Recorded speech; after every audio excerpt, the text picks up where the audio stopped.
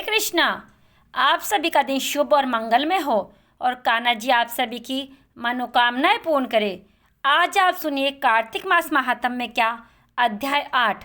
आज का अध्याय प्रारंभ करने से पहले आप सभी को सुनाते हैं धर्मराज जी और पोपाबाई की कहानी। एक बुढ़िया माई थी, बहुत व्रत पूजा करती थी, व्रत नियम रखती थी।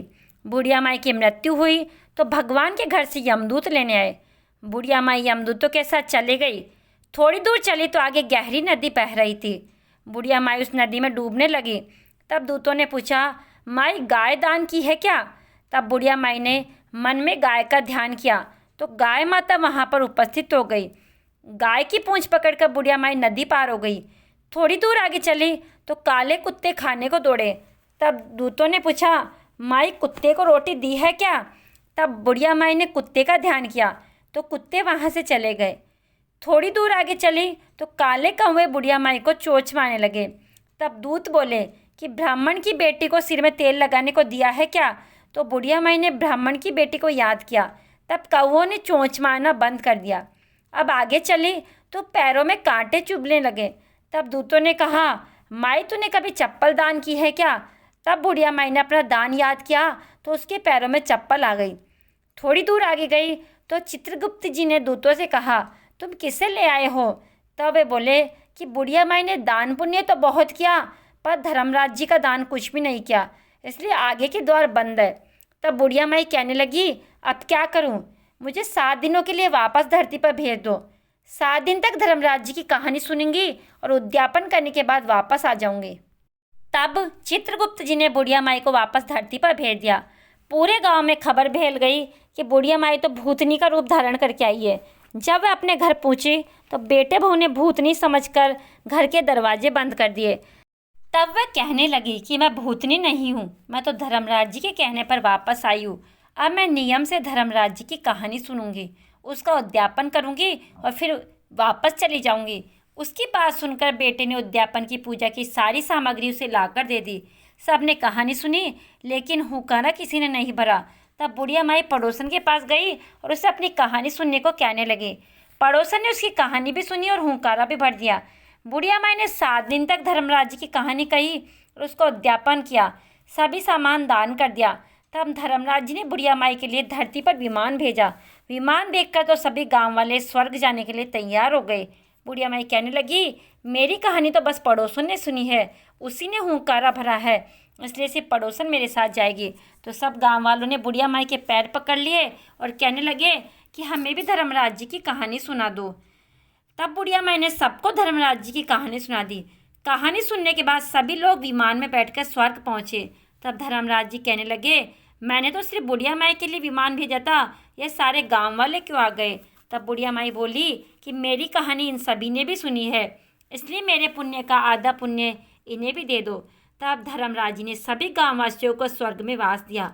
धर्मराज जी महाराज जैसे बुढ़िया माई को स्वर्ग में वास दिया, वैसे कहता ने, कहानी सुनता ने, हुकारा भरते सबको स्वर्ग में वास देना, सबकी मनोकामना पूरी करना, सब पर अपनी कृपा बनाए रखना।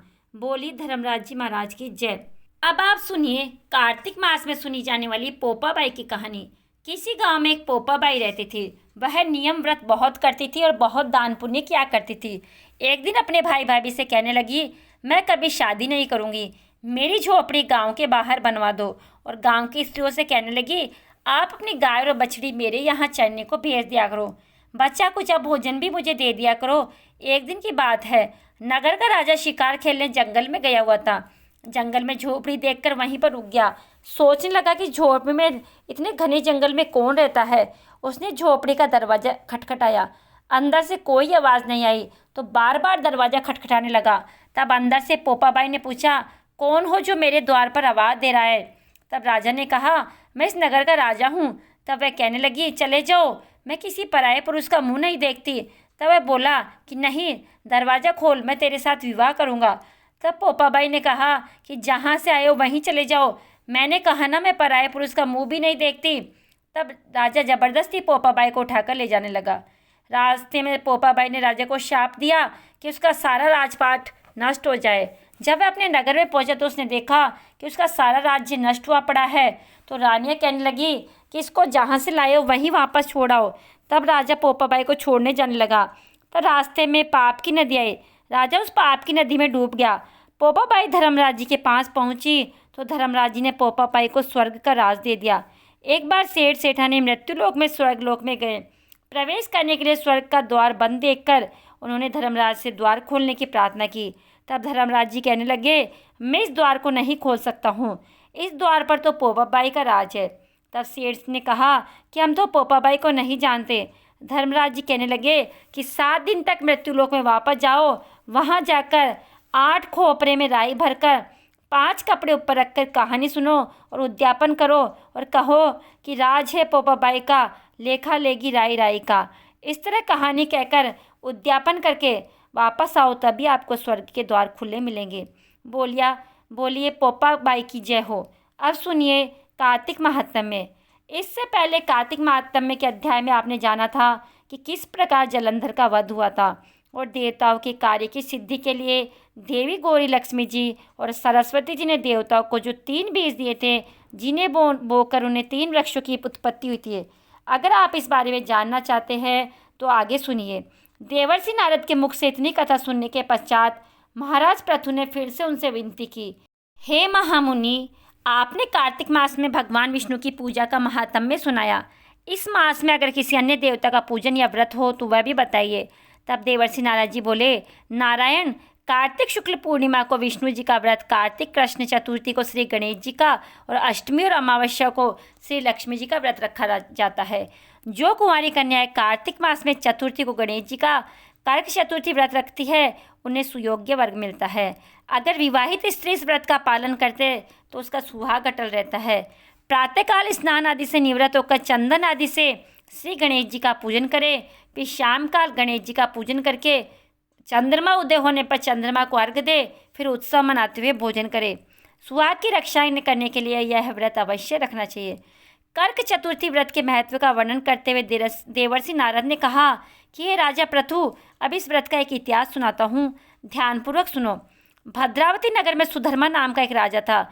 उसके रविदत्त, सुशर्मा, जयशर्मा और सुशोभन नाम के 4 पुत्र और वीरमती नाम की कन्या थी। सुधर्मा ने अपनी कन्या के विवाह देवव्रत के साथ कर दिया। वे दोनों प्रेम पूर्वक रहने लगे। एक दिन अचानक घर पर सांप के द्वारा काटे जाने से देवव्रत की मृत्यु हो गई। यह देखकर वीरमती जोर जोर से रोने और चिल्लाने लगी। उसकी आवाज़ और रोना सुनकर उसके माता पिता, चारों भाई और पूर्ववासी भी वहां आ गए और देवव्रत को मरा देखकर समस्त नगर दुख के सागर में डूब गया। उसी समय दुखों को दूर करने वाले महर्षि पुलस्त्य मुनि अचानक वहां पहुंचे। राजा ने हाथ जोड़कर विनयपूर्वक उनसे पूछा, हे महात्मा, किस पाप के कारण मेरी कन्या विधवा हुई है? पुलस्त्य मुनि ने कहा कि कार्तिक मास के कृष्ण पक्ष की गणेश चतुर्थी का व्रत न रखने के कारण यह कन्या वेधव्य को प्राप्त हुई है। फिर पुलस्त्य जी ने कहा, एक समय दैत्यों के नाश का उपाय खोजने के लिए ब्रह्मा, विष्णु और महेश तथा इंद्र आदि सभी देवता एकत्रित हुए। उस समय श्री ब्रह्मा जी ने कहा कि गणेश चतुर्थी का व्रत संपूर्ण विपत्तियों का नाश करने वाला है। तब सब देवताओं ने कार्तिक कृष्ण चतुर्थी का व्रत रखा, जिससे दैत्यों पर विजय प्राप्त हुई। विजय होने के बाद समस्त देवताओं ने गणेश जी से कहा, हे गणपति, वर मांगो। तब गणेश जी कहने लगे, जो स्त्री कार्तिक कृष्ण चतुर्थी का व्रत करे उसका पति चिरंजीवी हो और जो न करे वह विधवा हो। अतः समस्त स्त्रियों को यह व्रत अवश्य रखना चाहिए। राजन, तुम्हारी कन्या ने इस व्रत को नहीं किया था, इसी कारण ये विधवा हुई है। यदि अब यह भी इस व्रत को करे तो उसका मृत पति पुनः जीवित हो सकता है। ऐसा कहकर पुलस्त्य मुनि चले गए। तब राजा ने अपने जमाता का शरीर तेल में सुरक्षित रखवा दिया।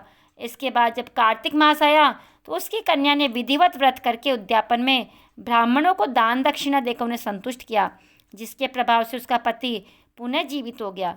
नारद जी कहते हैं, राजा पृथु, सौभाग्यवती स्त्रियों को अपने सुहाग की रक्षा और संतान प्राप्ति के लिए यह व्रत अवश्य रखना चाहिए। इसके आगे का वृत्तांत आप अगले अध्याय में सुनेंगे। आपको आज का वीडियो कैसा लगा? अगर वीडियो पसंद आया हो तो वीडियो को लाइक अवश्य करें और चैनल को सब्सक्राइब करना ना भूलें। और आगे का महात्म्य सुनने के लिए चैनल को सब्सक्राइब अवश्य कीजिए और कमेंट बॉक्स में हरे कृष्णा और राधे राधे अवश्य लिखें। राधे राधे।